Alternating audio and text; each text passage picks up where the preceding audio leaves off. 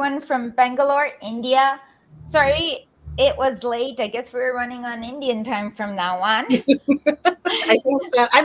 Yeah, but I think we always run on Indian time. I think Okay, we got it so what right for a happened few. was that my regular camera needs micro HDMI, and I bought two HDMI to micro HDMI converters. I stuck the one in the camera and it broke and the little end was stuck. So I took cutting pliers and pulled it out of the camera. And because I know these easily break, I had bought two. So I was looking for the second one and we can't find the second one. So we had to borrow our uncle's webcam. So this is kind of, I don't know. The picture quality is obviously not as nice as having a Sony Alpha 6400. Yeah, but Yeah, we missed you. Okay, let me tell you everything that happened to me in the past 2 months. It was hell. So on June 13th, my favorite uncle, he died. I got the call from my mom and it was devastating. I don't know what to say. I was crying. It was horrible. But the next day, the guy I was seeing, dating, whatever you want to say, was not with me. He was effing another girl, fracking another girl. That's allowed on YouTube, right? yes, I think that would be allowed. Oh, but I did win in the end. I will tell you how I won. Um, and so I broke up. We broke up. Obviously, if he's gonna F other girls before marriage, what the F? If he's gonna frack other girls, women. She's older than me, by the way. Then she sent me this like most nastiest text message where she calls me a slut who's only fit to be a mistress and not a wife, and just nasty. She even calls me ugly. Has she not looked at me? Am I not one of the top You're 10% of the beautiful. most beautiful people on earth? You're beautiful. Yeah, I mean, I'd say I'm like of the all. If we take a statistical curve, I'd say I'd be in the top 10. Anyways, definitely I would rank higher than her. Yeah. So then the next day on VK, she made this. VK is Russia's Facebook. She made this post that said, "Stay away from people who spread their poison onto you." Can I let that opportunity go? No. So I posted a screenshot of her text message and then her post, which contained her picture that she posted publicly on VK for the whole world to see. Her picture that she posted. That had 12 views and one like. But because I posted that picture, she used some loophole and she got that post banned. Yeah. Am I gonna take that laying down from that that unintelligent narcissist? No. So then I translated that to English, reposted it on Twitter with 29,000 views. I know this is the this part I feel slightly bad because she is a trainer at a gym and she also thinks of herself as some sort of stupid self-help guru that runs women's classes. And because I linked to one of the women's circles she ran, it looks like people got to her employer. And I haven't seen her on that gym self-help, whatever that website is. I haven't seen her on that schedule this week. So I'm not 100% sure if she got fired, but I have not seen her on the schedule since that post. So Yeah. I won. He gets a lying, cheating, sociopathic bastard, and I get revenge. Yes. So Okay. you were going through a lot. Yeah. No, but I want to tell the story. Yeah. No, I mean, it's been A hell on on earth. and now you're in Bangalore, India. Yeah. Okay, so the 45th day after your uncle, or after anyone dies, there's like a big ceremony that's important. So I went that down. I came here. So far it's been some drama. So basically, one of my mom has had 7 brothers and 1 sister. One brother, 1 sister died. Um, anyways, um, there was one brother of hers that not one brother who has 2 children. One of them is like a total. I don't effing care if they're watching this. Who I consider a total parasite. I mean, his wife's dad is so rich that when the Indian, I know it's not the most healthy, but YouTube audiences have fun. For me, it's like a little, what is it, group therapy, right? A little bit, yeah. We can do a little.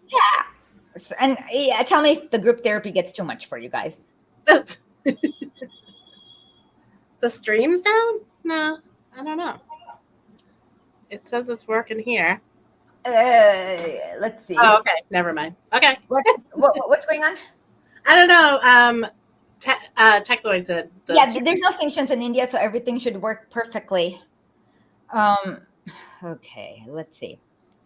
There's 2 dramas too, of course. I don't know if that's YouTube doing that then, because I'm looking at the streaming and it is not telling me that it's down. Okay, let's see. Let's continue. What am I doing? Oh, I'm reading through the text messages that's been sent to everyone. So this is the most boring text message. Like, this is like filled with platitudes.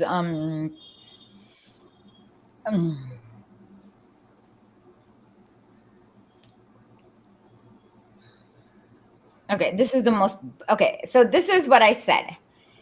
I said, tell me when you're feeling lonely in bed. I'll come right away. And then I also said, only if you have enough energy. Does that sound like I'm going to go right up there to their house today, right now? Mm-mm. It sounds like when she's lonely, has enough energy, and calls me, then I'll come and visit her, right? Mm-hmm. Her daughter sent me this most. Oh, am I allowed? I feel bad airing this because she apologized. So is it good to bring up? Okay. I started it, so I have to finish it. So then she said, Isha, daughter here, mommy doesn't have energy to sit and talk. Hope you understand. Thanks. We want to avoid visitors for her own recovery. She has multiple complications. That pissed me off. I hadn't even talked to them for 10 years because I don't want to deal with a bunch of dysfunctional, at least one sociopath and like a bunch of dysfunctional idiots. So I went off and I said, I asked her if she does not know how to read.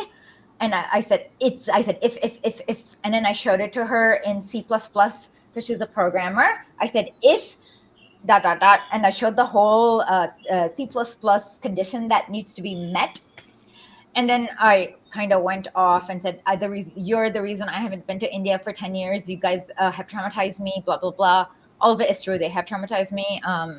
And then like she went off and said really, she didn't read or understand my message. Just like I told my mom, I was not planning on visiting them here at all when I came. But then I was like, Mom, I don't know how long Anju's gonna live, so I'm gonna forgive them and I'll go visit. So then I said, so I did visit and it was fine. And so then and then she's like, she also went off. And then later, she apparently she sent this mass text to like everyone without reading the previous message. So then it seems like she got hundreds of people pissed off at her, not just me. And then it looked like she realized, oh, that sounded rude and mean, and I shouldn't. And she used her mom's phone. She should not have used her mom's phone. She should have used her own phone. It would have read differently. Yeah. And then she apologized, so I apologized back because I went pretty mean. She said really mean things to hurt me, and I said really mean things back to hurt her. But I guess we apologized and we agreed to talk next week to try to rebuild our relationship. So that's the family drama. That's good. Okay. So when are you're in India for a few more weeks, right? Or? I don't know when I'm in it for how long I'm in India for. Okay. it all has to do with my mental state and Yeah. what I can cope. Because when I go back to Russia, I need to move the apartments right away. Yeah. So I don't know how long I'm in India is what I'm gonna say. So that's Esha's what I did last summer. This is her Yeah. essay. I couldn't cry for the entire month of June and half of July. I couldn't talk about this. I couldn't talk about anything. I didn't even tell Janet anything about this because it was way too painful. I remembered my uncle, this, like those were the only two thoughts that crossed my mind. I did see a therapist. I did get help. And then only like 2 weeks back, have been able to actually talk about this. Yeah, we started talking a little bit more then. So yeah, I literally couldn't handle it, speak. So that's where I was. Life was very tough. I mean, and my family in India is incredibly dysfunctional. They're incredibly difficult to handle. Yeah, there's a lot going on there, so we get that. Yeah, they're all are dysfunctional, weird, big egos, easy to misunderstand. They're just incredibly difficult to handle. And we tried a few times to do the show, but it was just like everything would be happening. Like any time that we were like, oh, the camera, there was camera shit. Like the camera lost its when I came to India, it lost its autofocus feature, so I had to get that repaired. But in India, it only cost $35. Thank God. And then once that repaired, the cable, yeah. So now it wasn't all on your end. I had some stuff too, so don't put it all on you. One more thing. Okay, so yesterday I interviewed this lady. She came from Tamil Nadu. Right now, they're not very wealthy, but then she's 80. So I asked her about her life story, and she's like, "Oh, my dad had she said some unit, and it translated to about." So we've read about Lenin. How many acres of land do we need to live off of for a family? 6 to 8. Yeah. Okay. Anyways, they had like 40 acres, and she said, this is a kulak lady. So she said, we gave parts of our land to coolies, as in the peasants. Gave. And she said, they'd work the land and give us a little bit of crops, just a little bit of crops. Yeah, she was the only daughter. Where is this region? Tamil Nadu.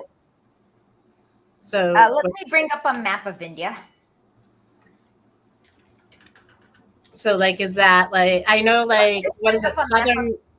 Yeah, let me just bring up a map of India with states. Okay, found it. Let me see if I can share compartir. Should be able to. Can you see it? Can you guys see the map? Yeah. See, this is Tamil Nadu. This is Bangalore, where we are. She came from there. Okay. Oh, okay. How do you unshare? Yeah. So I thought southern India was more where a lot of the communists were and stuff. Yeah, that's Kerala. Okay, let's bring up a map again. This is Kerala. This is where the communists are. Okay. The chief minister of this state is M.K. Stalin. He's a good man. He's trying his best, like his namesake. Okay. Close the map again. Okay. So then she was and then I asked her what happened to all that land. And then she said, well, I was the only daughter. When my dad died, my uncle came and stole all the land. And then she and her husband had to work like coolies, like peasants. I'm just reading the comments. Yeah, go ahead. Somebody, yeah. I don't know. Okay. Read I'll read CPP Vortex right after I finish telling the story. Okay. So I have the video recorded of her. I'm like, my little sympathy got more and more limited the more kulakiness I heard. So it looks like her dad was a kulak, who had slaves, and her uncle took over her land. And then she said she and her husband had to so apparently she and her husband then had to be coolies, which is like the peasants.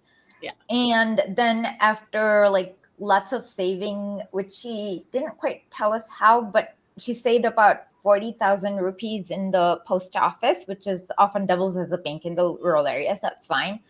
They Mhm. bought they were eventually able to get a house, but they still haven't paid the mortgage. And she also made me mad because she said she had four or five. Well, you'll see when I put up the interview. 4 or 5 children. She got her son educated, but the daughters, they don't know how to read. And I asked her, why didn't you send it? And she's like, my sister needed them to be laborers on her farm, so that's why. Mm. Yeah. And then she also got her daughter, like her middle youngest daughter actually works for my uncle. But and her husband used to beat the crap out of her. He was an alcoholic, and she got her married off at age 13. No need for that. How old are the daughters now? Like, what would their I only know about the second youngest. Her name is Ambuja, and we'll do an interview with her. Okay. She's happy. Her husband died long ago, but she's worked really hard to raise her 3 sons. But if you mean by Sunni Arab supremacism, Wahhabism, or Takfirism, yeah, I would have to concur. It exists only under a degrading legal and economic system that considers Christians, Jews, and anyone excommunicated from Sunnism as dhimmis, slaves, second-class citizens. This is a little bit new in that in the olden, I'll talk about Aurangzeb, but yes, with the Takfiri Wahhabi people, they consider dhimmis second-class citizens. In India, we used to have Muslim rulers, Mughal rulers. One of them was Aurangzeb, and for him, the way he did the dhimmi system was very, very fair. All Muslims had to enroll in the army to be conscripted, because he considered that a jihad. But if you were not a Muslim and you didn't want to enroll in the army, then you could pay a little tax and not be mandatory drafted. So that's how it worked in under Mughal India under Aurangzeb. Okay, let's go. Okay, slaves. Okay, you see. Okay. Oh no, I'm sorry. Go to 9 minutes and 52 seconds. This one, you see organization. Yeah. Okay, sorry. You see organizations based on Hanbali and Hanafi schools of Sunnism. Not all of them is bad, because one Hanafi school in Mughal India, basically there was a police officer. This happened before Aurangzeb, I think under Jahangir. Basically, this policeman went to this house, and they were like, this guy's having a party and drinking. And then the Muslim judge asked him, like, how did you know he was drinking? And he was like, I went to his house and started to smell alcohol. And he was like, why the F were you going to his house and violating his privacy? And for that reason, they basically said he's free to go. And then there's another Hanafi ruling from the same court under Jahangir, where this man hires a prostitute, and then they bring him for this. And then they're like, okay, for a wife, you have to give a dowry. For a prostitute, you have to give money. So what exactly is the difference? Not much. So then they kind of was like, okay, they let him go. So I've written an article on historically called Soldiers of the Empire. The Wahhabis and the extremists, they were funded by the British, armed by the British, and that's how they came into power. Everything's the British's fault. Okay. Let's go to 955. 955. Hold on. Yeah. I saw that. Hold on. Christians and Alawite minorities who had been unable to demand their rights for it's not thousands of years, it's probably more like a few hundred years, were demanding equal rights with Sunnis. They purged them all. Oh, I know which country you're in. I'm not going to dox you. Don't worry. Okay. My family is Sunni. I'm Arab. I live in the Middle East. Much of what leftists, liberals, and right-wing and left-wing Christians tell you is untrue. Obviously, the prevailing identity here is pan-Arabist. Sunni Arab supremacist. Kalinin wrote a conspectus on this book of Lenin, Friends of the People, which we are reading now. 80%. Yep, I knew that. Okay, you doxed yourself. Okay, I knew that was the system. I knew it, but I didn't want to.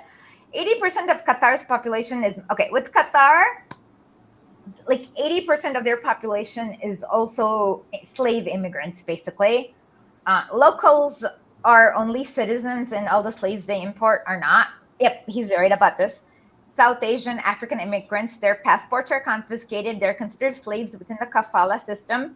No Sunni pan-Arabist Gulf Arab is bothered by this because most Gulf Arabs are puppet states brought up by Bacchus, which is France, UK, US.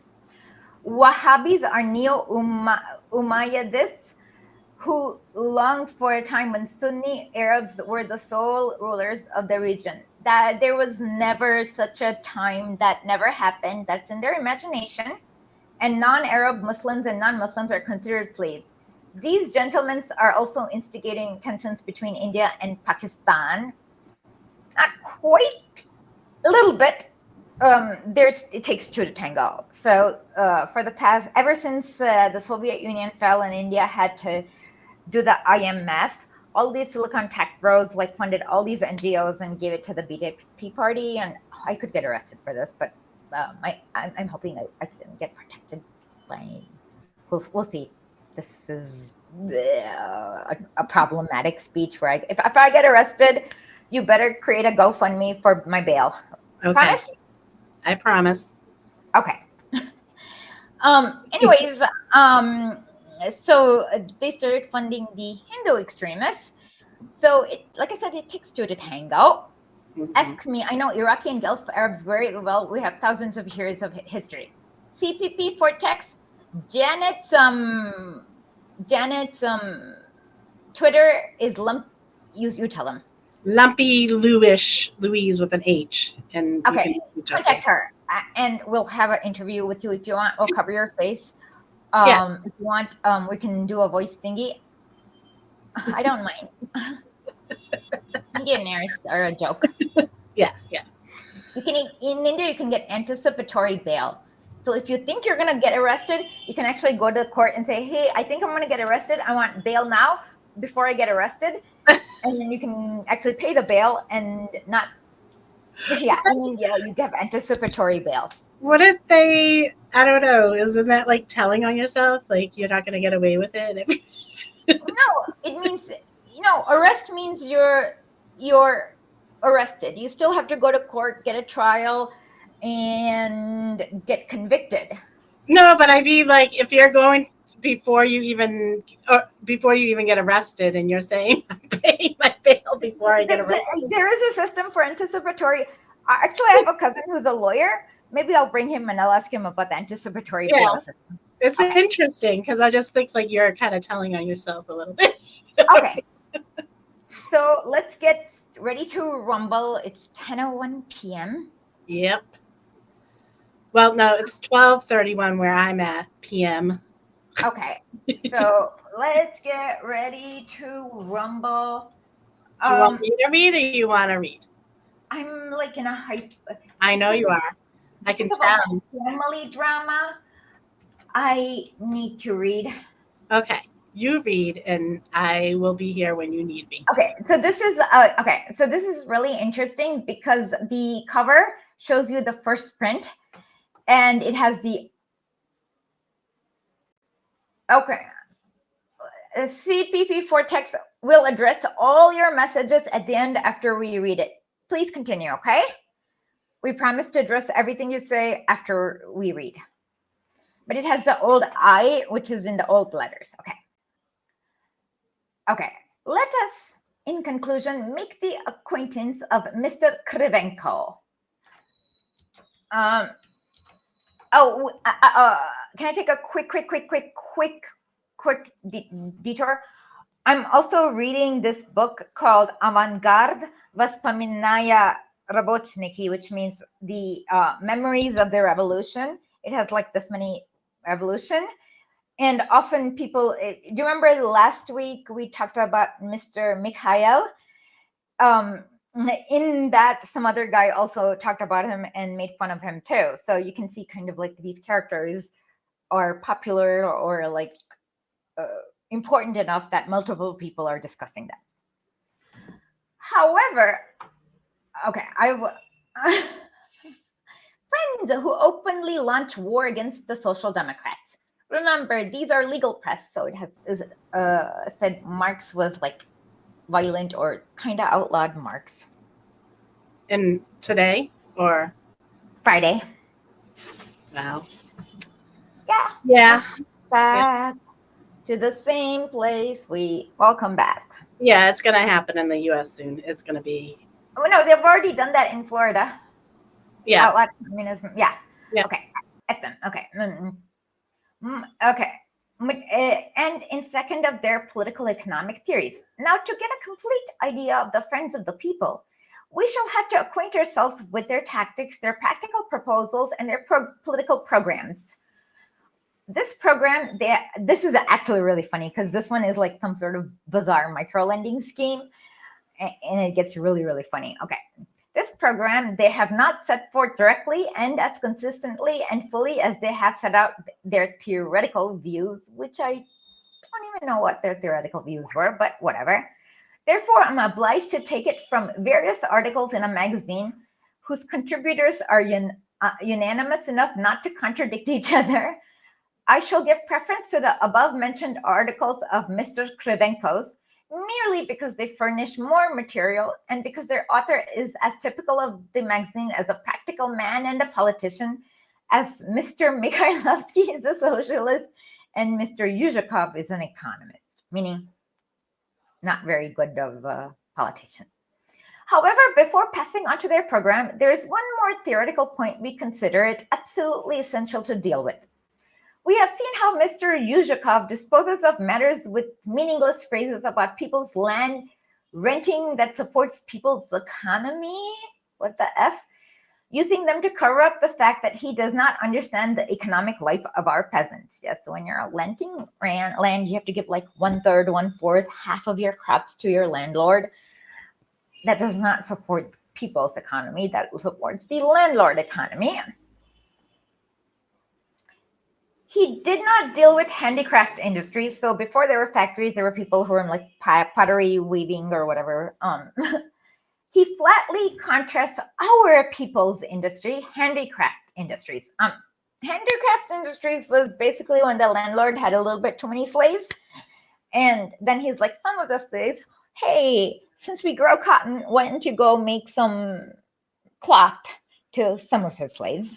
And so it's not really anything different than being a peasant. It's just you're being a different kind of a peasant.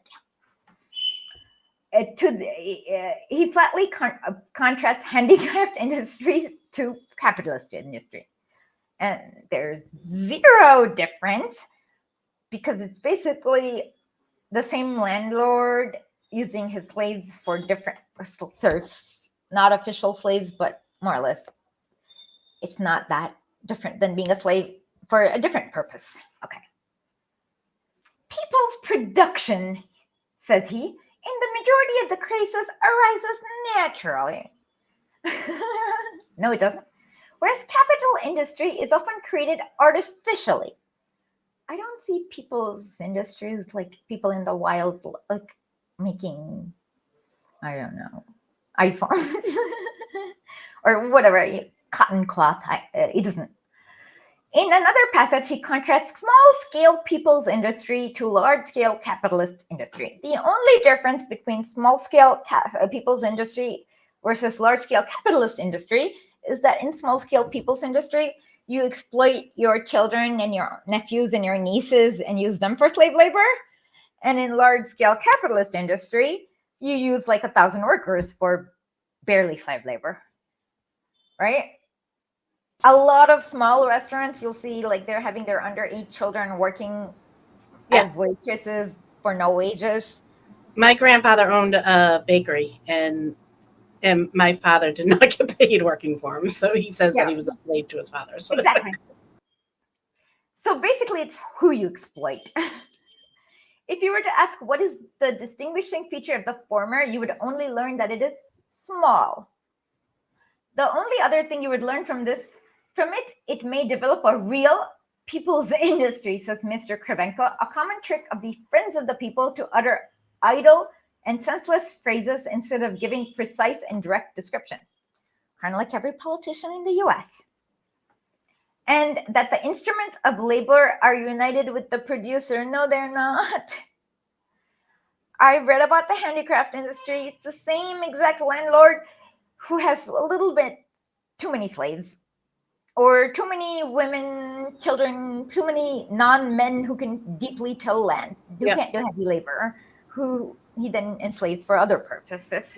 Not to take away from this though, but like as you're reading this too, it fits perfectly in a company town. I just had someone brought up in a live the other day that Henry Ford paid his workers $5. I don't know if that was an hour or a week, and that was like a big thing. But I'm like, yeah, they basically lived in company towns, so all their money went right back to Henry Ford. Yeah. So I mean, it's the same. It's just where it's in place. Okay. For example, that small-scale people's industry to this day yields a much larger total output and employs more hands than large-scale capital industry. That's probably true because Russia was a backwards third world country. I don't know. The author is evidently referring to the data on the number of handicraftsmen, which is as many as 4 million, or according to another estimate, 7 million. But who does not know that the form of economy predominating in our handicraft industries is the domestic system of large-scale production? That the bulk of the handicraftsmen occupy a position in production that is not independent at all, but completely dependent and subordinate, that they do not process their own material, but that of the merchant, who merely pays the handicraft a wage. Data on the predominance of this form has been well cited even in legal literature. There is a difference between legal literature, czar stamp of approval, illegal literature, no czar stamp of approval, but you can get arrested for having it. Let me quote, for example, the excellent work by the well-known statistician S. Karizamenov, published in Yuridический Вестник. It means legal visions or legal insights.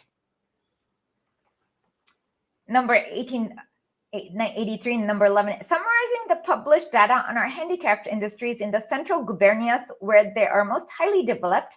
S. Karizamenov reached the conclusion that there is an absolute predominance of domestic system of large-scale production, i.e. an unquestionably capitalist form of industry, defining the economic role of small-scale independent industry. He says, we arrive at the following conclusions.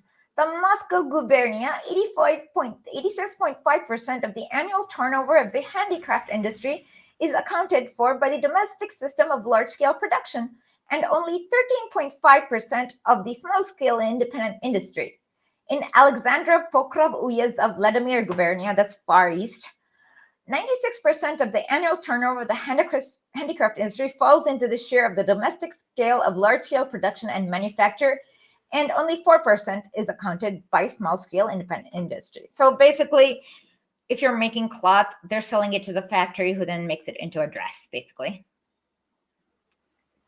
Nobody, as we know, has tried to refute these facts, nor can they be refuted. How then can one ignore these facts and say nothing about them, call such an industry people's in contradiction to capitalist, and talk about the possibility of its developing into the real industry? There can be only one explanation of this direct ignoring of facts, namely the general tendency of the friends of people, as of all Russian liberals, to gloss over class antagonism and exploitation of the working people in Russia by representing all this just as plain defects. Actually, this is exactly what the Indians do even today. So I said, yeah, India needed a revolution. I said, India needed a revolution. It never had any. And that's why there's so many poor people here. And the first one they said is India has such a large population. And then I was like, wait a minute.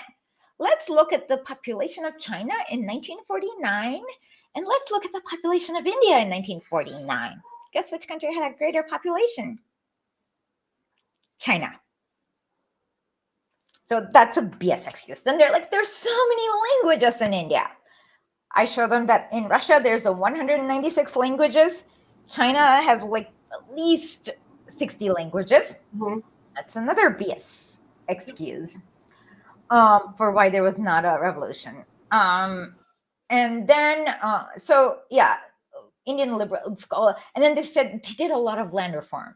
And then I'm like, so why are there so many poor people who can't read in the villages? So clearly it's not enough. Whatever bullshit BS. And then like they said, and then somebody tried to claim that the landlords themselves became communists in Kerala. Not true, because in Kerala they did actual land reform. And then they said they did pass a lot of laws for land. That is true. They did. So if every of those laws were actually followed and implemented and executed, yes, there would be no more kulakiness here and no more exploitation. So yes, they did a lot of laws, but no one enforces them. Yeah, that's an issue we face in the United States with a lot of the things. No. India has one of the most powerful constitutions. It just doesn't get enforced. Like, you can write, we have a dictatorship. You can write whatever you want. Yeah, you can write the strongest laws you want, and then that doesn't mean that law actually changed anyone's life. And then, like the other one, many people were helped. Yes, 2 million were helped, but we have a country of 1.5 billion. Yeah, that's not enough. That's nothing. That's helping 0 people. Okay. Kulakinas.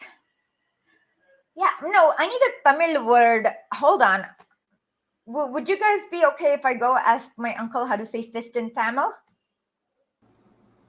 Okay. Do you want me to read a little bit? Yeah, read from There Can Only Be One Explanation.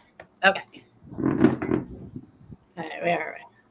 Sorry, I put it down. So there can only be one explanation of this direct ignoring of facts, namely the general tendency of the Friends of the People, as of all Russian liberals, to gloss over class antagonisms and the exploitation of the working people in Russia by representing all this as just plain facts.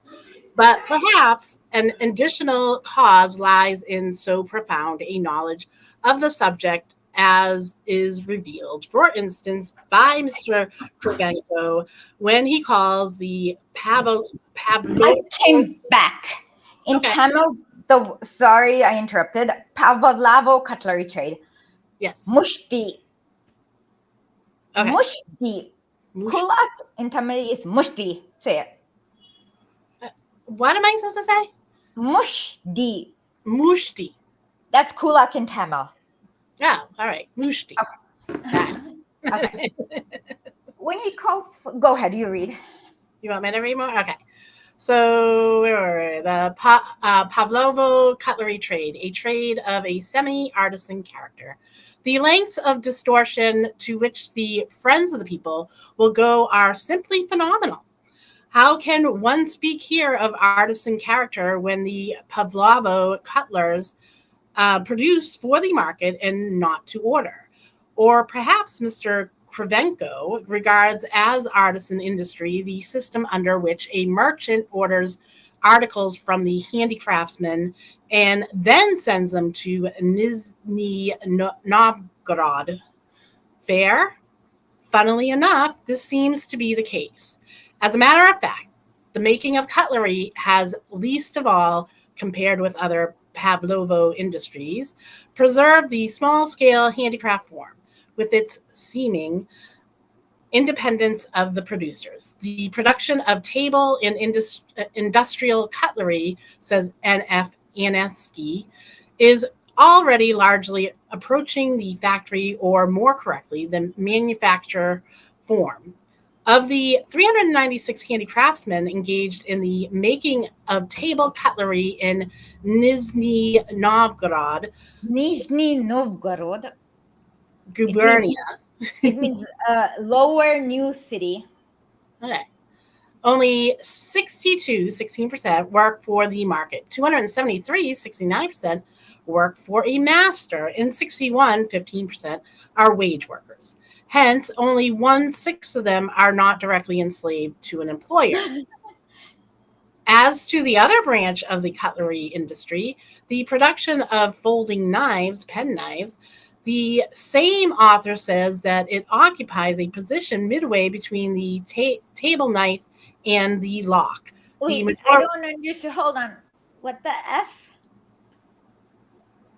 Table knife and lock don't make sense.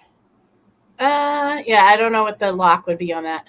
Okay, I'm a little tired for finding the Russian meaning. Yeah, no, I think probably what he means is just like the importance of a table knife and the lock, but I don't know if he means like a lock or who something. knows? Okay, I don't care.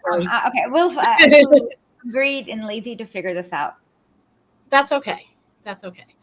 The ADHD will always get us. So the majority of the handicraftsmen in this branch are working for a master, but along with them, there are still quite a number of independent handicraftsmen who have to do with the market. Period. Okay. One more India handicraftsman Grameen Bank example. I wrote an article about the Grameen Bank where they give like these microloans. Mm-hmm. So these basket weavers, like, okay, so there's a main basket weaving lady who then independently subcontracts to these other basket weavers, and she gives them like 10 paisa, or I don't know, 1 rupee, and she then sells the basket for like 15 rupees. Yeah. So that's what the independent handicraftsmen mean.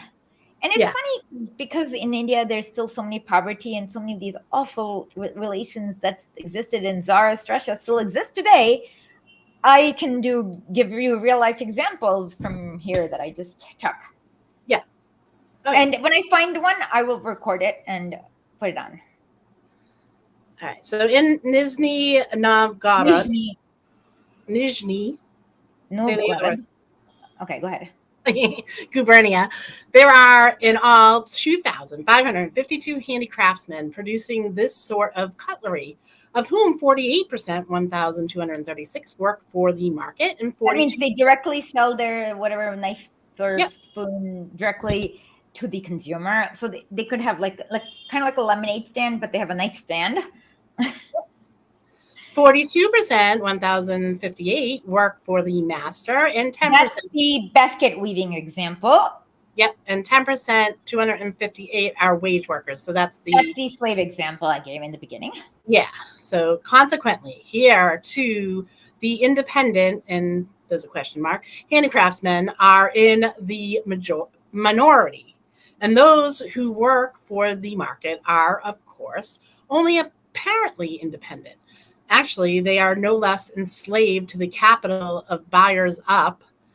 If we that's because okay, fine. Okay. Oh yeah, they're probably not selling it on knife lemonade stands. I bet you they're selling it to like cutlery companies who are saying who have 100. It's like a manapsan, why can monopoly? Like a manapsan. Somebody teach me how to pronounce that word. I don't know what word it is. It's the opposite of a monopoly when there's only manapsani. Is that how you pronounce it? I think so. I never heard the word before. Okay, so manapsani is when only one employer or one buyer is there and everyone has to sell to them, so they get to set the price. It's just like a monopoly. Oh, okay. But all like the handicraft, all the ones making it are selling to this like distribution center, basically. This like spoon company or something like that. Yeah. So it's like what it's what a distribution does. Like, it's not a manufacturer. They just take everything from the. But if you don't have and then competition among the distributors, they get to charge the price and undercut them and say, yeah, "Hey, if there's only one of them. if you're not going to sell to us, who is there?" Yep. All right. So where were we? If we take the data for the industries of the entire Gorbatov, Uyez. I can't say that word if I look at it. I just let me say all the Russian words. Okay, Nizhny go ahead. Novgorod gubernia. We're 21,983 working people, or 84.5% of all who work, are engaged. Let me read hold on. Oh, okay. Exceptionalist Russian economists who measure Russian capitalism by the number of factory workers unceremoniously classify these working people and multitudes like them as part of the agricultural population who do not suffer from the yoke of capital, but pressure artificially exerted on the people system. So they're considered like the peasants who till the land, but they're slightly different because they're, very slightly. Yeah. So are engaged in industries, we get the following exact data on the economies of the industry are available for only 10,808 workers in the following industries: metal, leather, goods. Saddleries is making like equipment for horses. Yeah. Felt and hemp spinning. 35.6% of the handicraftsmen work for the market, 46.7% work for the master, and 17.7% are wage workers. Thus, so 47.4% are like the basket weaving example, and the 17.7% are like the first example. Yep. Thus, here too, we see the predominance of the domestic system of large-scale production, the predominance of relations under which labor is enslaved to capital.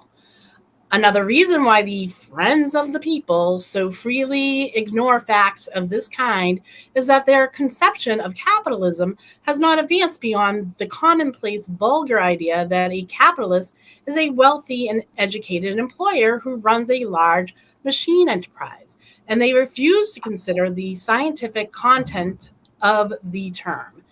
In the preceding chapter, we saw that Mr. Yuzhakov dates the beginning of capitalism directly from machine industry, omitting simple cooperation and manufacture. This is a widespread error, which, incidentally, results in the capitalist organization of the handicraft industries being ignored. It goes without saying that the domestic system of large-scale production is a capitalist form of industry. Here we have all its features, commodity economy, already at the high level of development. The concentration of the means of production in the hands of individuals, and the expropriation of the mass of the workers who have no means of production of their own and therefore apply their labor to those of others working not for themselves, but for the capitalists. Now, like if you're talking about, so does the handicraftsman, the basket weaver that now has a whole bunch, that person becomes a capitalist at that point if they're making. It's kind of like the MLM schemes. There's one Avon lady who makes a lot of money, but then all the other Avon ladies she recruits. Is Avon Avon was an MLM. Yes, it was. Did they go out of business? I don't know. They may still be kicking around with. They're out of business. Slava Bog, thank God. Okay.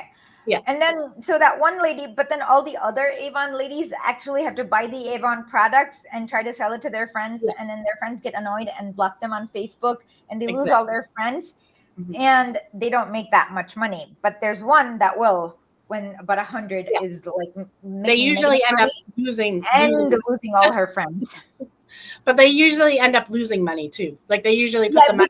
They have to buy the product from this one lady and then sell it on themselves. Yeah. And recruit new ladies to exploit. But there's only so many people in this world. Usually what happens is they end up losing all their friends because no one wants to buy their stupid Avon product all the time. Obviously, in its organization, handicraft industry is pure capitalism. There you go. It differs from large-scale machine industry in being technically backward, chiefly because of the preposterous low wages, and in the fact that the workers retain diminutive farms. This latter circumstance particularly confuses the friends of the people Hold who, on. Can I give the Kulak lady example again? yes. Okay, so she said that she had about what was left after her uncle stole her land because she was the only daughter, or whatever, etc. She was left with like 6 acres of land. She said, so we worked on our land, but then we would also work as coolies on other people's lands. Mm-hmm. So this kind of reminds me of that. Yeah. Who, as befits true metaphysicians, are accustomed to think in naked and direct contrast. Yeah, nay, nay, and whatsoever is more than these comes from the evil one. That was a weird sentence. Okay, if you read on, okay, fine. I will get the rest. Read on. I will get the Russian translation. How about that? Okay. If the workers have no land, there is capitalism. If they have land, there is no capitalism.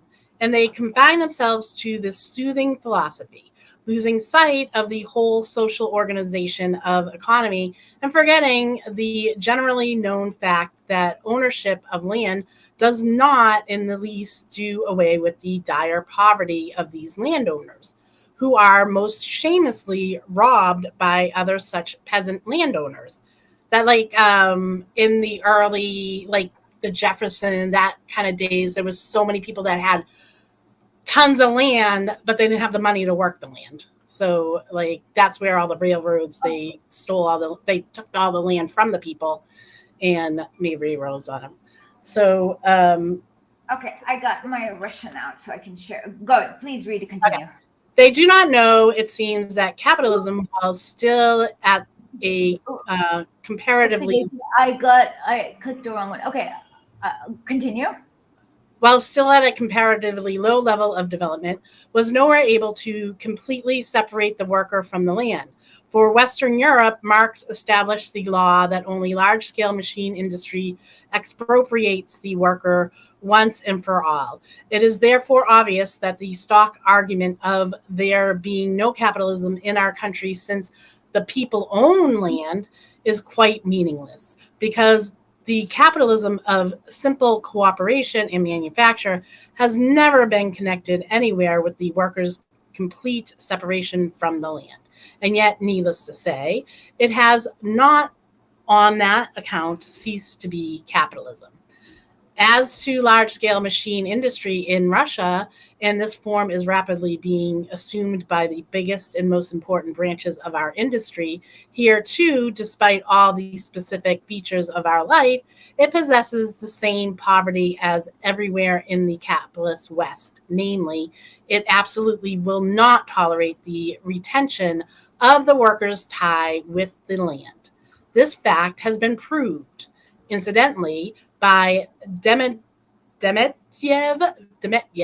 want to try to say that name? I'm sorry. I thought I was looking. Oh, okay. Demetyev, with precise statistical material from which he has drawn quite independently of Marx.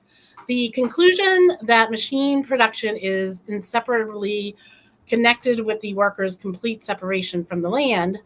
This investigation has demonstrated once again that Russia is a capitalist country, that the workers' tie with the land in Russia is so feeble and unreal, and the power of the man of poverty, the money owner, the buyer up, the rich peasant, the manufactory owner, etc., so firmly established that one more technical advance will be enough for the peasant, who has long been living by the sale of his labor power, to turn into a worker pure and simple. Let me read the footnote here, number 5.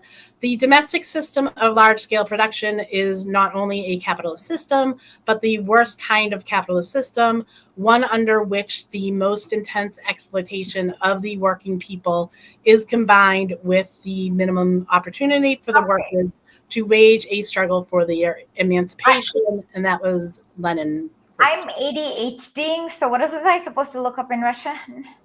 Okay, so you wanted to look at where that weird quote that said "yay, yay, nay, nay," and whatever is more than these comes from the evil one. Okay. Go ahead. Continue reading. Okay. I have to go back down to, okay. So the failure of the Friends of the People to understand the economic organization of our handicraft industries is far, however, from being confined to this. Sorry, traffic. Their idea. Traffic for you and not me. I know traffic comes through for me, and the Bangalore is where all the traffic is. We have like 9 million people, or 12 million people, and it's obnoxious. I'll tell you guys about the creepy crossing at the end. Okay. Their idea, even of those industries where work is not done for a master, is just as superficial as their idea of the cultivator, which we have already seen above. This, by the way, is quite natural in the case of gentlemen who presume to hold forth on questions of political economy when all they know, it seems, is that there is such a thing in the world as means of production, which may be united with the working people. And that is very good, but which may also be separated from them, and that is very bad. That will not take you far. Speaking of the industries that are becoming capitalists and of those that are not, where small-scale production can freely exist, Mr. Kravchenko says, for one thing, that in certain branches, the basic expenditure of production is very inconsiderable and that small-scale production is therefore possible. He cites as an example the brick industry, where the expenditure, he says, may be 1/15 of the annual turnover of the brick yards. As this is almost the only reference the author makes to facts, it is, I repeat, the most characteristic feature of subjective sociology that it tears a direct and precise description and analysis of reality, preferring to soar into the sphere of the ideals of the petty bourgeois. He's like very salty in this piece. Okay. Did you hear me? I said he's okay, so Shayad Druzia, confused people, friends of the people,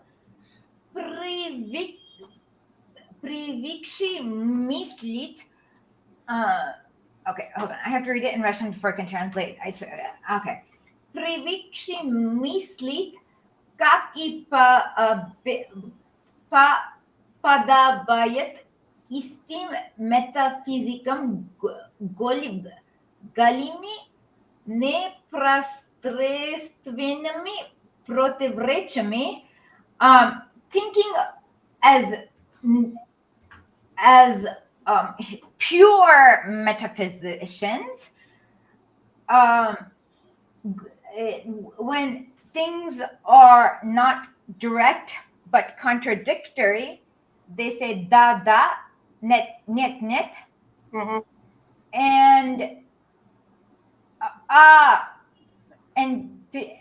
and anything beyond that requires thinking, they say it's from the devil himself.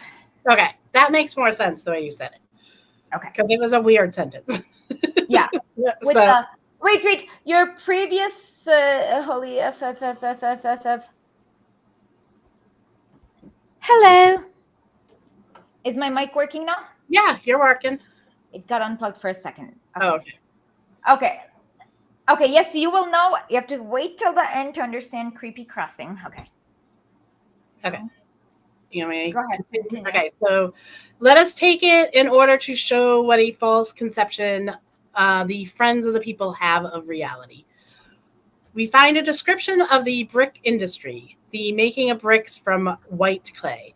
in the Economic Statistics of the Moscow Zemsko. Returns, Volume 7, Book 1, Part 2, etc. The industry is chiefly concentrated in three volost. Okay, I'll Bogorodskaya Uyezd. Volist is like a count. Okay, Uyezd is like a county. Yeah. Gubernia state. Uyezd is like a county. Yeah. Volist is like a city or a Yeah. village. Okay. Yeah, I've seen the word volist before. Yeah, so the ranking is Gubernia, Uyezd, Volist. Volist. Okay. Would they use volist for even just a town, or is that a different Well, it's word? just like it's a subdivision. Okay. All right. And then Sielam really means village. So it's like a little group of villages. Oh, okay. That has like one like administrator. It's just administrative divisions, not really. Yeah. Where there are 233 establishments employing 1,402 workers, 567 or 41% being family workers by family workers as against hired are working members of the master's families. Like we mentioned. Yeah. With the restaurant.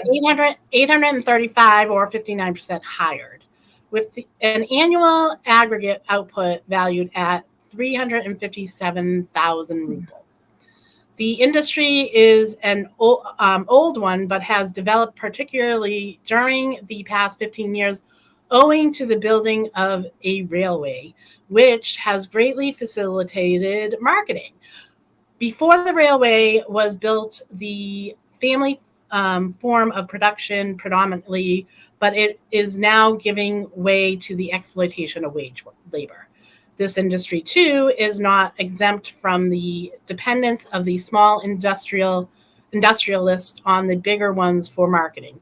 Owing to lacks of funds, the former sell the latter, their bricks, sometimes crude, unbaked, on the spot at terribly low prices.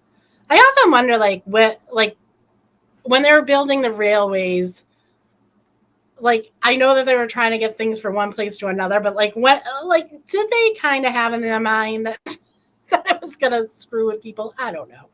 No, not really. So the Tsar Alexander III started building railways. Mm-hmm. In the beginning, it was kind of to get the things from the mines to the industries. Yeah. That was basically it. Yeah. And then, as you can see, Lenin's mom had to go on horse cart, to visit and do all those things to get to the train to visit his brother. They didn't really build that many. I mean, he built some, nothing compared to the Soviets. Yeah. Yeah. No, I think in the terms of the United States too, in the way that they did it. I just wonder if they. The worst is the way England built a railway in South Africa. It went directly from the Kimberley gold mines directly to the Cape Town. Yeah. No stops in between. It's like gold, gold, gold. England. Yeah. Nothing for the people, though, to help them.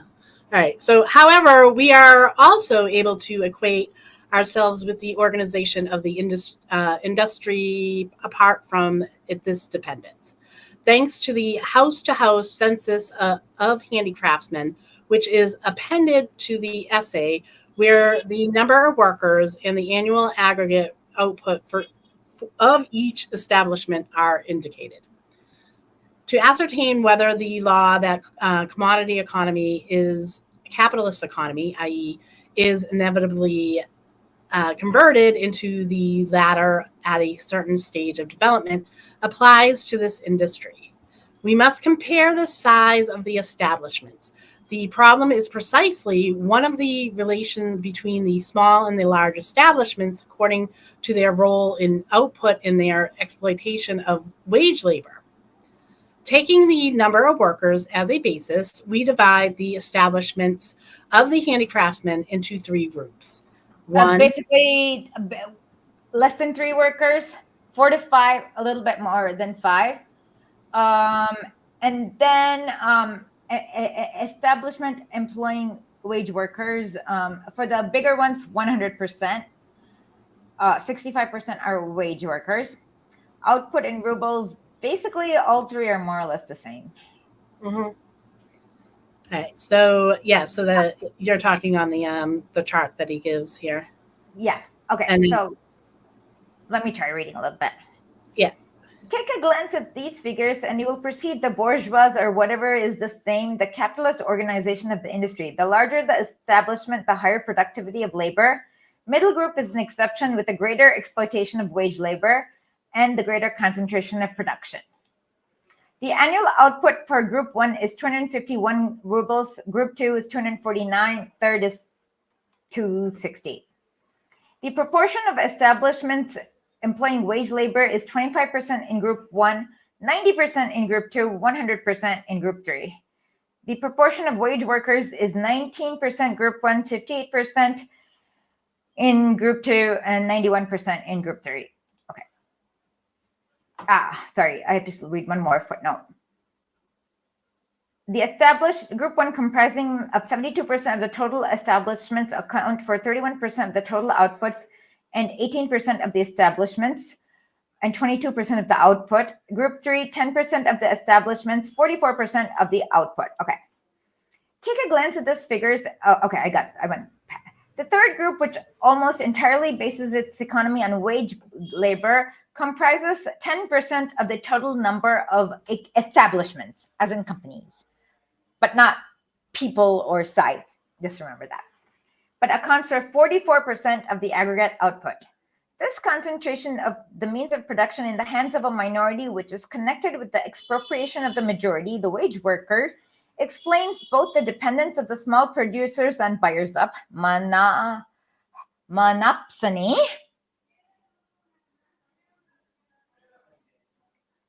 the big industrialists are in fact the buyers up, like I said, monopsony, and the oppression of the labor in this industry. Hence, we see the cause of the expropriation of the working people and their exploitation lies in the productions of relations themselves. Okay. Okay, let me look at how many more pages we have. yeah, we're not even halfway through this. 6, 7, 8, 9, 10, 11, 12, 13, 14, 15, 16, 17, 18, 19, 20, 21, 22. Let's save that for next week then. All right, that sounds good. My dad is hungry and wants lunch. That's what okay. So let me tell you about the creepy crossing. Okay. So I need to give me 1 minute, Janet. Just like talk amongst yourself while I find a video of Bangalore street traffic. Okay, I just want to first. All right, so we're gonna start off. Okay, found it. Okay. Okay.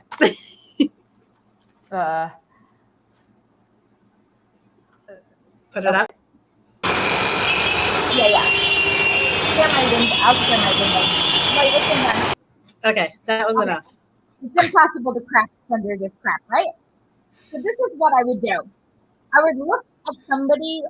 I stand next to somebody like this who I think knows what they're doing. Is your mic off? What's going on with your mic? Oh yeah, it went off. Okay, you saw the traffic, right? Yeah. Everyone saw it. Okay. Yes. So what? I'll take a video of me creepy. So I still haven't been able to figure out how to cross the road because you have to play Little Frogger. Yeah. So what I do is, let's say that there is. Let me go get the creepy doll that. Oh no, the creepy doll's downstairs. Oh no. You'll have to show the creepy doll next week then. Yeah. Okay. So, so let's say that there's a guy there who looks like he knows what he's crossing the street. I go and stand really close to him, and then I just kind of do what he's doing, and then I cross the street. But the other day, I think I got a little bit too close to this lady, and she was looking, and she took her purse and moved it to the other side because she thought I was going to steal her purse. And then she started staring at me, and I didn't want to freak her out. And I said, I just came from America, and Bangalore traffic overwhelms me. Can you please help me cross the street? And she did. So I did not have to do the creepy crossing for all my life. I could have just asked directly. Yeah. But I still continued. I'll take a video next time of me being creepy when I'm crossing the road. Like just like sidling up to someone. No. I go really close to a stranger who like this, who I think I know who thinks, and then I do whatever they do. Yeah, you just move with them. Yeah. And then I go my way. Yeah. But this lady thought I was going to rob her purse because she took her purse immediately to the other side. And I'll have to remind you to bring the creepy doll next week. I'll bring the creepy doll and take a video of a creepy crossing of my creepy crossing and creepy doll. Okay. Yeah. Any question? Oh, okay. Any questions we need to read? Was there more that you wanted to go? Oh, yeah. Our beautiful Middle East is not much like South Asia. Yes, South Asia is pretty crappy too, because well, we have people poor enough to actually volunteer to go to Qatar and be slaves. Yeah. Yeah. You know, it's not a Mr. Bean skit. I really do that. Yeah. Yeah, I can talk more about my okay. Well, there will be more dysfunction in my family that I can from now on we'll probably do a weekly what kind of family dysfunction did my family do this week? It's just therapy. We're all therapy now. Yeah. No, there's actually another one, but it's a small one. I'll tell you. Okay. So the wife of the uncle I died, it took me a little while to visit her. And I said, I'm still a little sad and upset, and I don't want to make you come and cry. I want to come and make you laugh. So apparently it might have offended her for some weird reason. So she didn't tell. Thank you so much, Tech Lloyd. I love you. That's a lot of rupees. So thank you so much. So she didn't come to me. She then went to my other uncle, who's the younger brother of her husband who just died, and said, what is Isha writing? What about this? And he said, oh, no, she's saying she wants to cheer you up, is what he said as an intermediary. But why should I have known this? Because my uncle told my sister that this, and it came back to me. And it's like, what the F? And so then apparently I realized, like, Indians, the only time they speak English is when they're at school, work. So anything written in English takes a more serious meaning. So now I'm not texting anyone. Well, that makes sense, though, that they think. Sense, but it's kind of like, well, when I was reading Lenin. So much that's a lot of rupees. I need those rupees. Thank you so much. When I was first reading Lenin 30 years ago, and I didn't understand that he was being sarcastic. It was really? Like such a weird read for me. Yeah, that's why I couldn't. Well, I mean, I was working at that point too, and like didn't have a lot of time to sit there. And plus, this is pre the internet being the internet. So yeah. Like I'm reading it with no help from anyone else. And no one ever told me that Lenin was so salty. Like, did not explain this to me. So as I was reading Lenin, I wasn't getting it. So I assumed he had to be very serious, I'm like, this is not making sense to me. And like, so in the same sense that the English. Okay, my dad is here because he made come. You have to introduce yourself now that you're here. We've had him on. Yeah, I know. But okay, I said come. No, come sit near the camera now that you're here. I have spoken. How are you doing? Good. Yeah, I am in my native place, Bangalore. Oh yeah. This is where we were born and brought up. Yeah. So, okay. I have a really funny story. We recently both joined the same gym. And so we, in the same gym, like there was the same guy who's the trainer. And then like he asked me for my name. And then he asked, is Grandpa your dad? He's like about 23. And he's like, is Grandpa your dad? I'm like, yeah. And he's like, yeah, I call him Grandpa. Yeah, there are young people who are in the gym. What do you call coach? They're all called coaches, and there are 5 or 6 of them. And they all call him grandpa, Yeah. In our language, Tata. They which is call me grandpa. Tata. Tata is Yeah. grandpa. No. Okay. If they perceived him as younger, they'd call him uncle. Yeah. Instead of uncle, he's now graduated to grandpa. Yeah. So that's a depressing stage of life. Not really. You're happy? You're okay with that? Yeah, it's okay. Okay. Well, thank you. Because we all grew up in our grandfather's house. So Yeah. we are used to being. Yeah, yeah. Nobody called you grandpa before Yeah, now. of course. Most of them Yeah. called you uncle last time, Uncle, right? Yeah. Now your grandpa. Okay, nice seeing you again. Yeah. Nice to see you again. Oh my God. Okay. Bagalmuchi. Oh, pretty lady, Bagalmuchi. Lady.